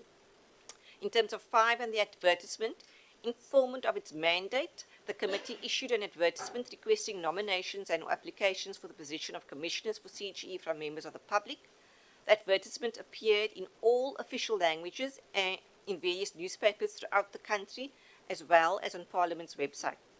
The advertisements placed on 7 December 2025 stipulated a closing date of 1 February 2026 midnight. A set of qualifying criterion based on the legislative framework as stipulated in Section 193 of the Constitution and Section 3 of the CGE Act as amended was set out as follows. The candidates must be South African citizens, candidate to be fit and proper persons for appointment to the Commission, candidate to be broadly represented of South African community, candidates to have a record of commitment to the promotion of gender equality, candidates to have applicable knowledge of and experience in matters connected with the objects of the Commission. 5.4, the legal advisor from OISD presented a document clearly outlining the criteria for selection of suitable candidates. The document was unanimously adopted by the committee and used as a guide in the selection process. The advertisement also clearly stated the appointment by the President of Commissioners on the recommendation of Parliament would be for a term of office not exceeding 5 years either on full-time or part-time basis. The advertisement also made provisions to consider those candidates who had served a term as Commissioner at CGE in terms of Section 37 of the CGE Act as amended. The advertisement also informed applicants and/or nominations about publishing of the names on the parliamentary website to allow members of the public to comment on the suitability of candidates. The committee received 111 applications in response to the advertisement. Online applications, email applications, and an application delivered in hard copy in a box on the parliamentary precinct. Number 6 outlines an overview of the applications received. Again, just to highlight to members of the 111 applications, the committee noted duplications as certain applicants with the same identity number applied on more than one occasion, on online and or via email. In addition, the committee also noted applications that were incomplete and a very late application. Thus, when removing the duplications, incomplete and late application, it brings to a total of 88 applications. In terms of that demographic profile of 88 applications, just to highlight, the committee had looked at matters related to gender, as well as province, in addition to race of the 8 applicants and disability. This had been reported on to the committee before. The committee also looked at the employment status in terms of demographic profile of what had emerged, as well as nominations. In terms of 7, public participation, in line with the constitutional imperatives outlined in Section 59(1) of the Constitution, Act 108 of 96, the committee agreed to an open and transparent process that caters for public involvement and participation. The committee, also being aware of public interest on gender equality issues, provided a platform for civil society to comment on all candidates. To facilitate public participation, the committee published the names of all candidates on Parliament's website on 13 April 2026 to allow the public to comment on candidates' redacted CVs. The closing date for public comments was 26 May 2026.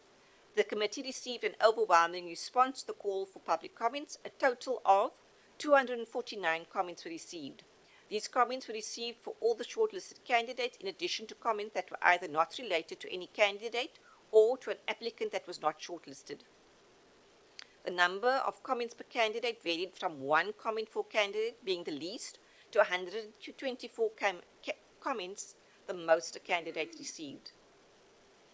On the 10th of April, in terms of shortlisting, the committee shortlisted 14 candidates to be interviewed, and those were for Mohari, Machisana, Magida, Davis Baitendach, Mare, Macheke, Yakani, Blouse, Gumede, Deseko, Makufani, Nshangasi, Ngobo, and Van der Merwe.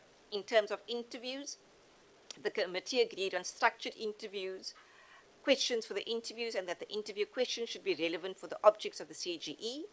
Furthermore, the committee ensured uniformity of questions during all interviews except for current serving commissioner. The committee acknowledged the importance of institutional memory and continuity within the commission, and therefore questions were posed in relation to that.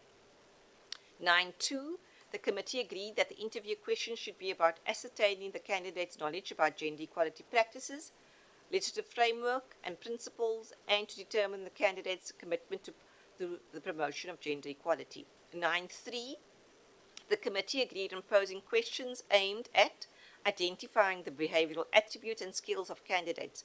The committee agreed on leadership, interpersonal conflict management, team building, motivation, and innovation as preferred behavioral attributes and skills.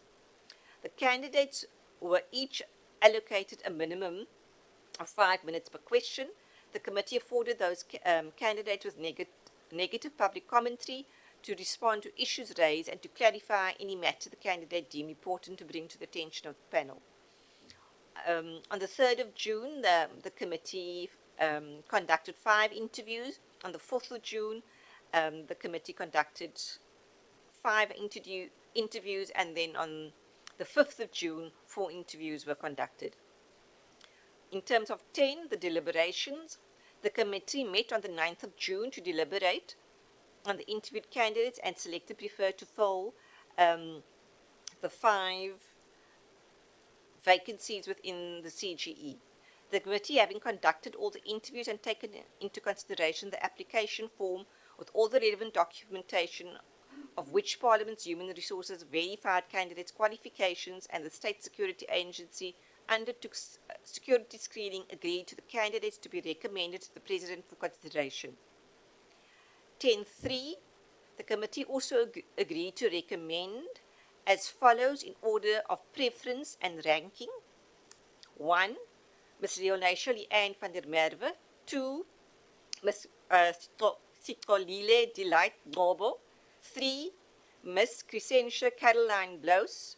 4, Professor Corné Davis Baitendach. 5, Ms. Mamohapi Chlorina Tseko. 6, Advocate Tando Gumede. 7, Ms. Berenice Lou Murray. In terms of recommendations, having considered the request of the National Assembly for the committee to nominate and recommend candidates for appointment as commissioners for the CGE, the committee recommends the following candidates again, as noted previously. It would be 1, Van der Merwe, 2, Obo, 3, Blouse, 4, Buitendach, 5, Deseko, 6, Gumede, 7, Marais.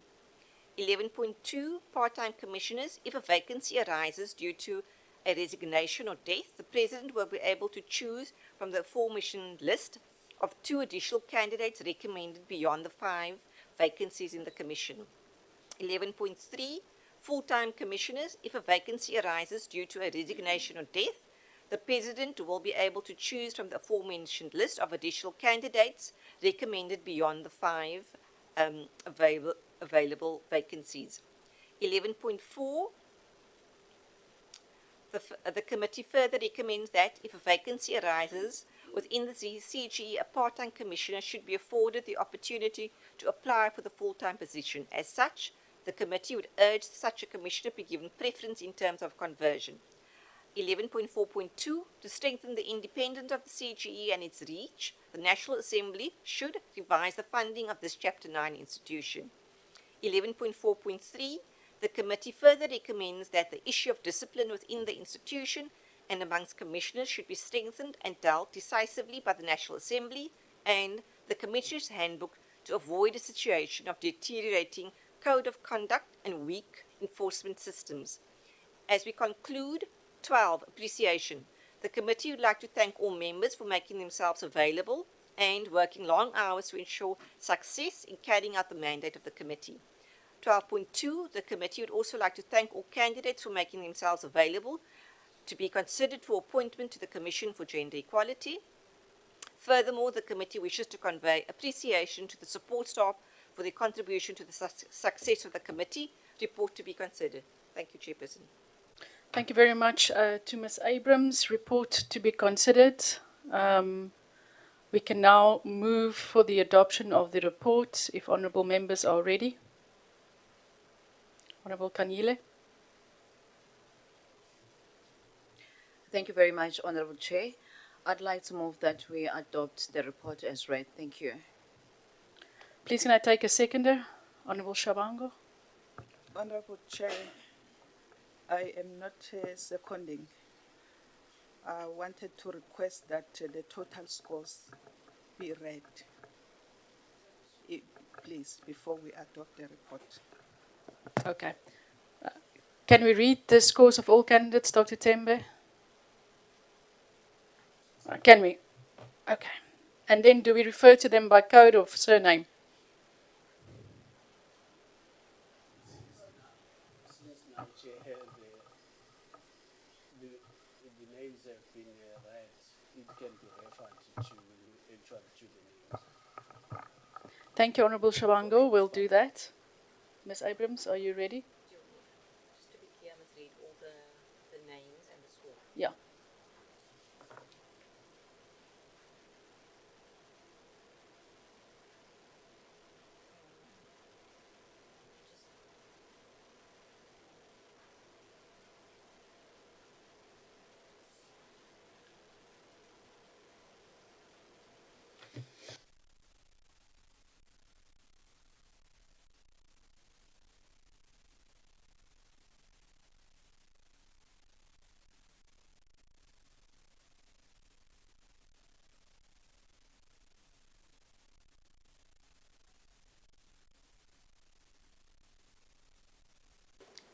Thank you, Chairperson and members. As requested, Van der Merwe, 941. Ngobo,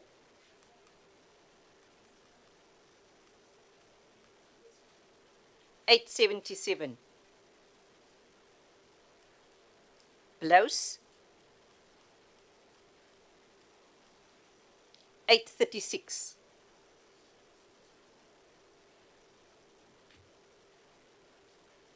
Davis Buitendag,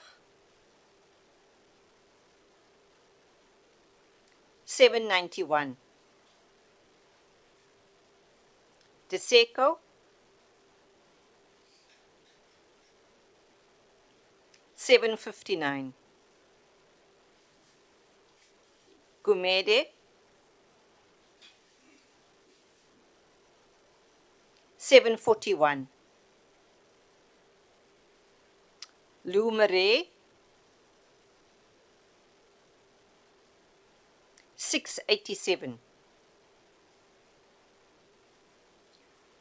Moslolo Makufani, 642. Yekani,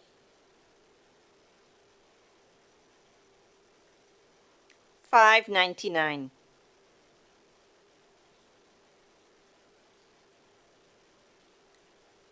Shangasi, 593.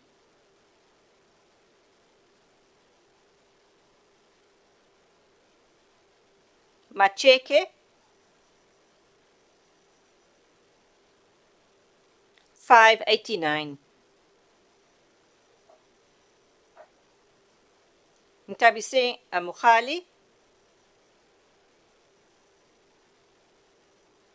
439. Mishitsana,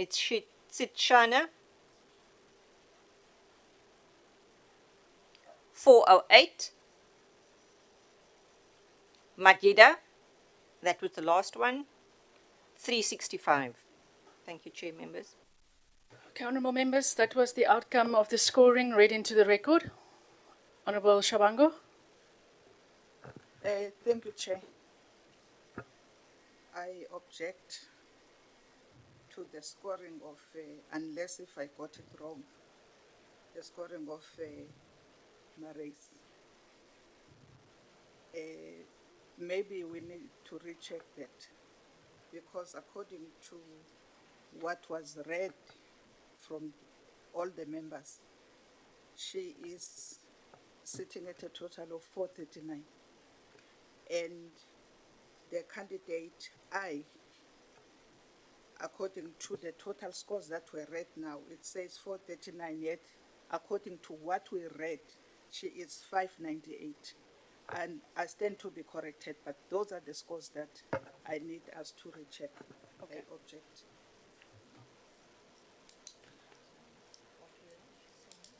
Just say to me again the scores that you had, Honourable Shabango, for Mare and for...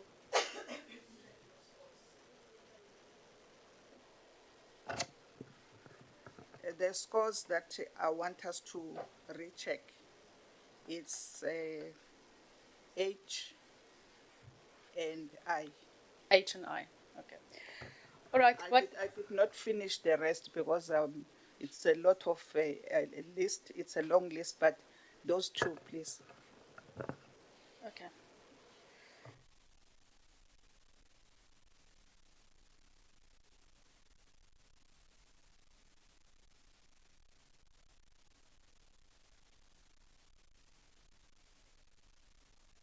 We are going to break for 5 minutes. I'm going to ask Ms. Abrams to come around to each member so that you check your scores on her sheet and then they recalculate.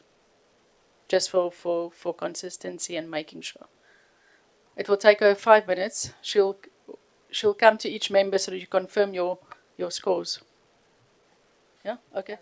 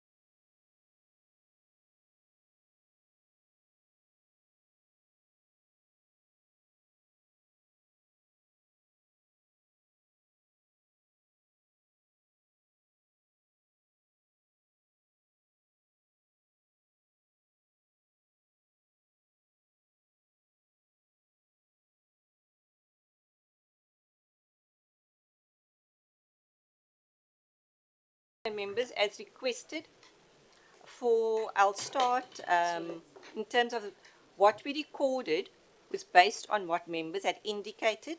I read it back and then we verified based on what I read back.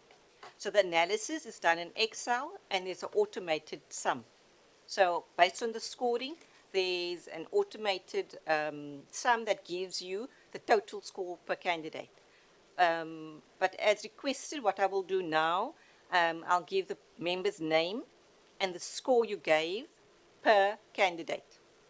So starting for chairperson, for Van der Merwe, 95. Ngobo, 95. Blous, 93. Davis Buitendag, 95. Teseko, 90. Gumede, 94. Lumare, 40. Mshlolo Makufani, 40. Yekani, 60. Shangasi, 85.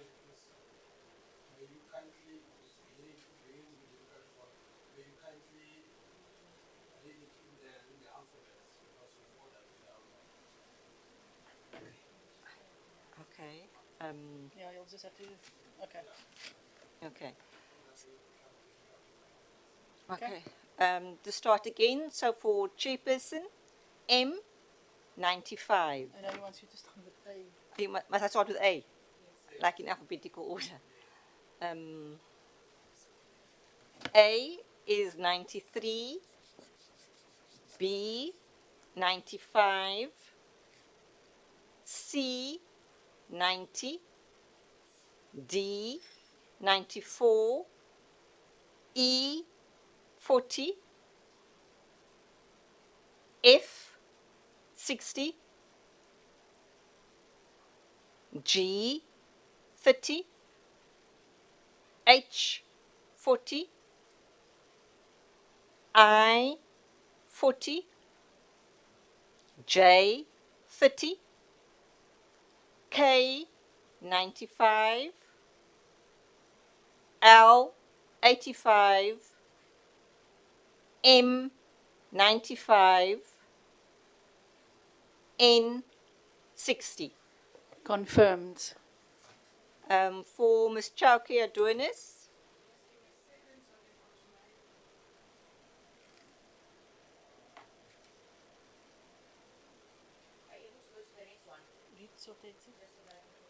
okay, for Honorable Totetsi,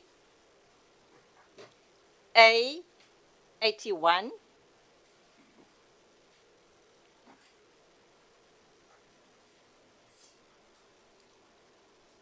B, 52,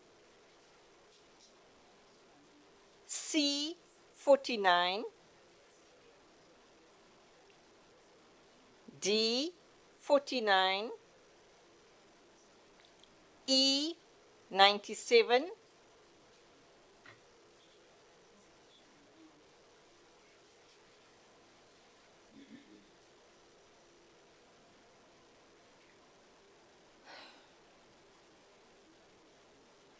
F, 50, G, 35, H, 51, I, 98, J, 47,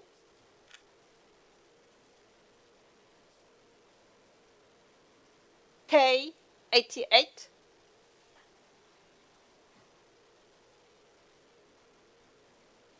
L, 59, M, 98,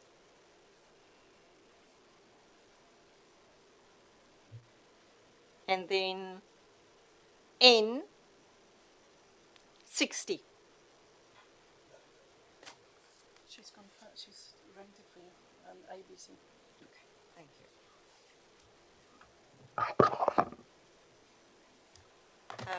Ms. Chauke Adonis, we have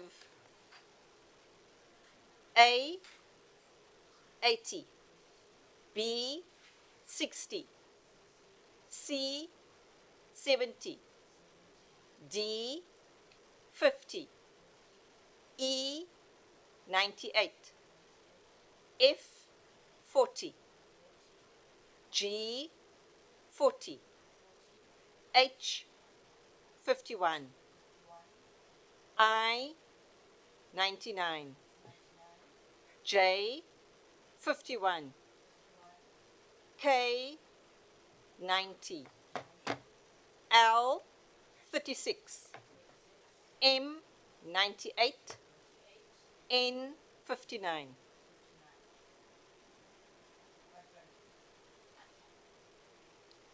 Ms. Shabangu, A 66, B 78, C 75, 75, D 50, E 94, F 66, G 39, H 54, I 98, J 76, K 93, L 59, M 96, N 42.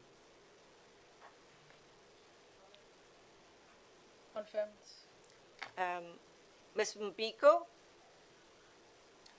A 92, B 95, C 81, D 94, E 51, F 49, G 43, H 52, I 44, J 31, K 92, L 70, M 85, N 80. Confirmed. Thank you. Ms. Khanile, A 92, B 98, C 81, D 98, E 51, F 49, G 43, H 52, I 44, J 31, K 92, L 70, M 85, N 80.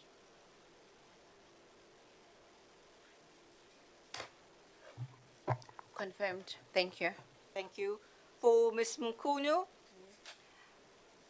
90, A, B 80, C 90, D 90, E 40, F 80, G 40, H 40, I 50, J 50, K 90, L 90, M 90, N 80. Confirmed.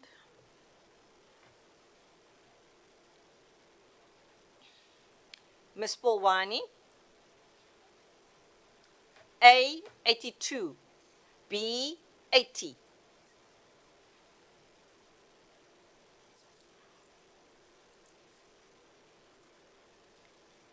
C 83, D 63, E 98, F 50, G 38, H 49, I 99, J 44, K 97, L 33, M 98, N 40. Confirm. Ms. Peterson, A 90, B 88, C 70, D 73, E 58, F 77, G 47, H 40, I 60, J 38, K 41, L 41, M96, N88. Confirmed, Chair. Thank you. Ms. Mayulola, Ms. Mailola, can you confirm you can hear us? Yes, Chair, I can hear you. Thank you. Listen carefully and confirm afterwards, please. thank you.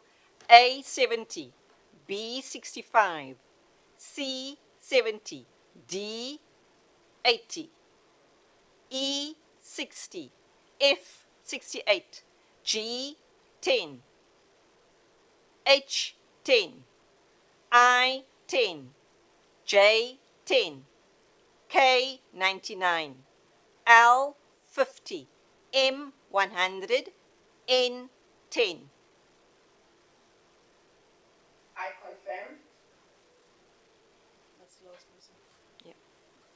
Okay, so all of the scores have been reconfirmed and retallied. So can you read the scores again for each candidate?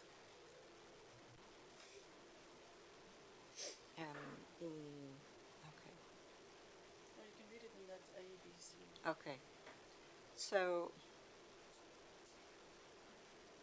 for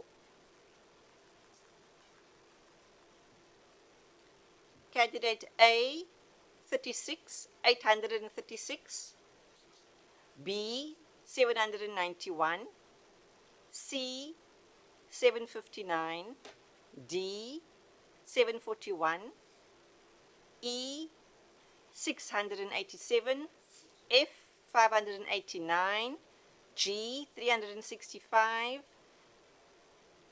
H, 439, I, 642, J, 408, K, 877, L, 593, M, 941, N, 599. Thank you, Chairperson. Colleagues, those are the confirmed scores. We can make that report available to honourable members. We have tabled the report for your consideration. Honourable Kanyile moved for the adoption of the report. Is there a seconder? Chair, I'm still not convinced. The scores that were read that we gave, they are correct, but the totals, I don't know because we say we are using Excel.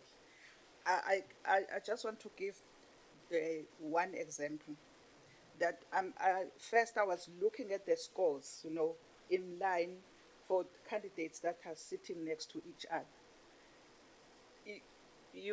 There's a difference. 40s, the 50s, the 90s, the 70s.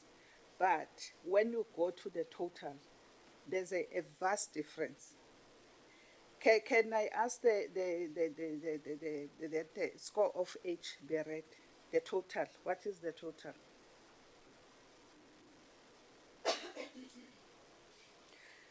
While we are busy, Crystal, can you do a manual count of H? Please, H and H, I and E. H, let me give you three people. It's H, I, and E.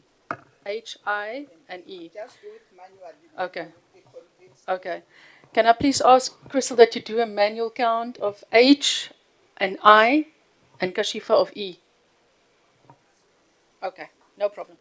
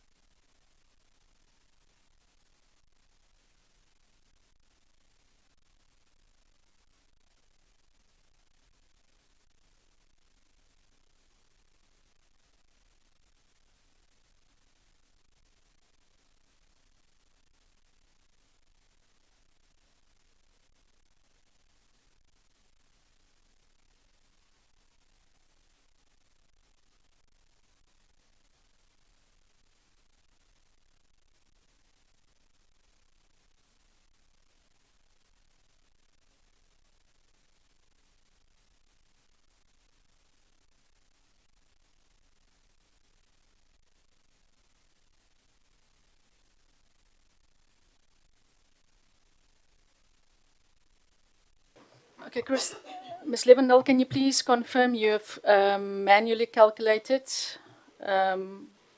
all three?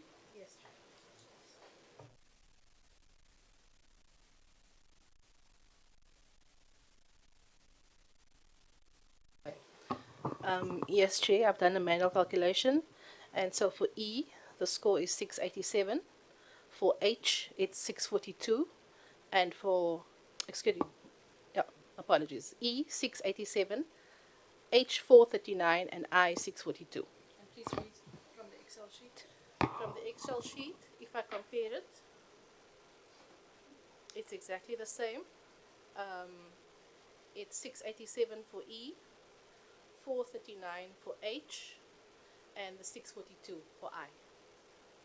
Can you please confirm the number that you calculated for E? Just to double check. Yeah. For E, it was 687. For H, 439. And for I, 642. What is your Excel sheet, sir? I'll go again.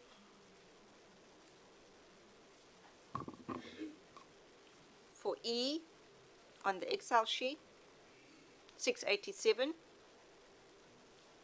For H, on the Excel sheet, 439. For I, on the Excel sheet, 642.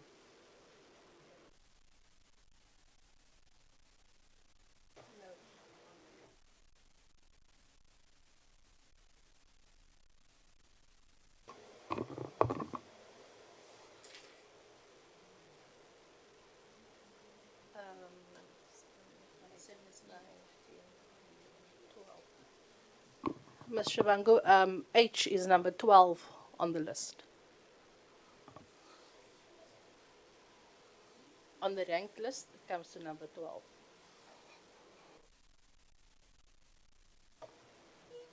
Honourable members, we've now tested three scores manually by not relying on Excel.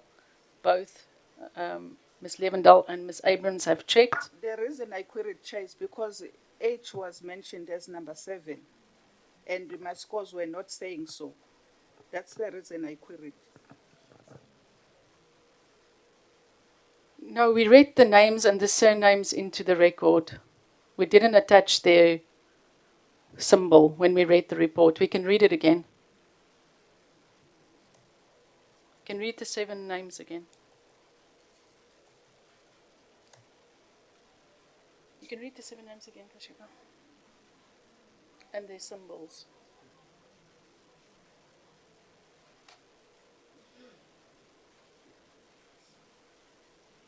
Yeah, read it. Ms. Abrams will read for the record again the names and now attach the symbols and the scores again. Ms. Abrams?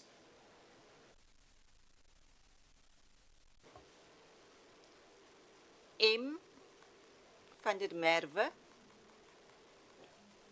941.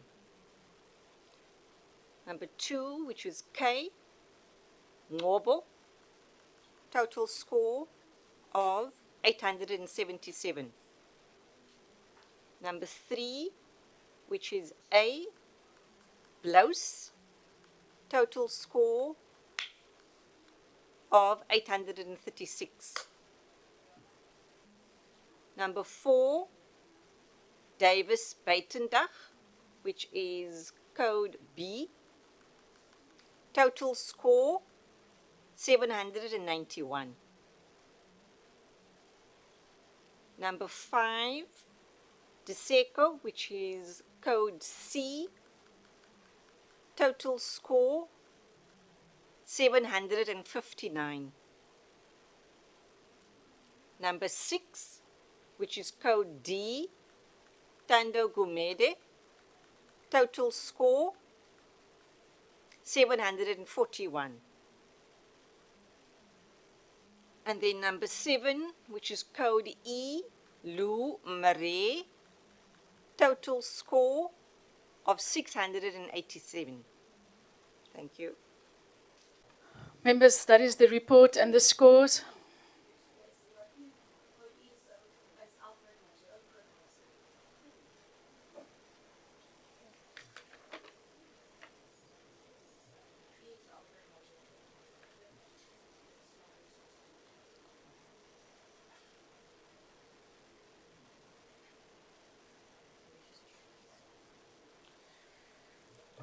Colleagues, I think what we can do, I will give another 5-minute break, and then we will ask them. It's obviously about the E, so you're correct. The E and the H.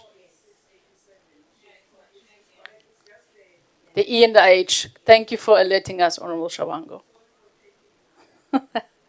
No, we can see you're a mathematician. Thank you so much. We'll just ask them to. You're right, it's the H and the E. Okay.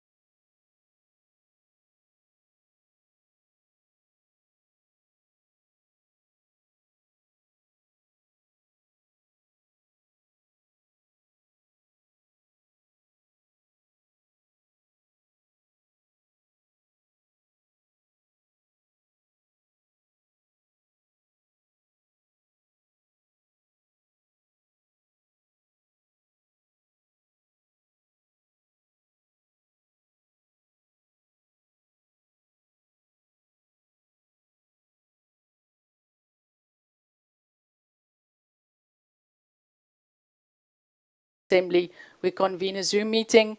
We will read everything into the record, and then you can adopt the report. Will that be fine, colleagues?